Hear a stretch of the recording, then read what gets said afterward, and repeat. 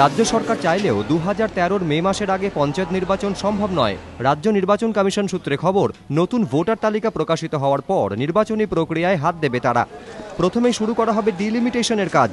এদিকে মুখ্য নির্বাচনী আধিকারিক জানিয়েছেন, আগামী জানুয়ারির প্রথম সপ্তাহেই প্রকাশিত হবে নতুন ভোটার তালিকা। রাজ্য নির্বাচন কমিশনের বক্তব্য, পঞ্চায়েত আইনের পার্ট 3 রুল 22 থেকে 27-এ ডিলিমিটেশনের কথা বলা হয়েছে। এই কাজ করতে কমিশনের দরকার 2 থেকে আড়াই মাস। এরপরও বাকি থাকছে বিজ্ঞপ্তি, মনোনয়নপত্র জমা, ভোট গ্রহণ এবং ফল ঘোষণা। এবং পঞ্চায়েত ইলেকশনের ক্ষেত্রে আমাদের ডিলিমিটেশন প্রসেস হবে। যে আপনাদের ডিলিমিটেশন করতে কত সময় লাগে? যেমন 4 মাস সময় নিয়েছিল বিধানসভা, মাস 6 তো লাগে। ভোট এগিয়ে আনতে হলে তা করতে হবে পুরনো ভোটার তালিকার ভিত্তিতেই। মুখ্য নির্বাচনী আধিকারিক সুনীল গুপ্ত জানিয়েছেন, পুরনো ভোটার তালিকার ভিত্তিতে ভোট করতে হলে ভোটাধিকার থেকে বঞ্চিত হবেন নতুন ভোটাররা।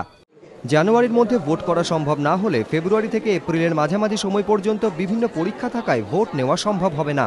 এছাড়া জানুয়ারিতে ভোট হলেও পঞ্চায়েত আইন অনুযায়ী আগে পঞ্চায়েতকে 5 বছরের মেয়াদ শেষ করতে দিতে হবে। ততদিন অপেক্ষা করতে হবে নবনির্বাচিত পঞ্চায়েত প্রতিনিধিদের। ক্ষমতাসীন দল নির্বাচনে হারলে ভোটের পর প্রায় 4 মাস থাকতে পারবেন পঞ্চায়েতের ক্ষমতায়। ফলে শুধু রাজনৈতিক জটিলতায় নয়, পঞ্চায়েতের কাজকর্ম নিয়েও তৈরি হবে জটিল সমস্যা।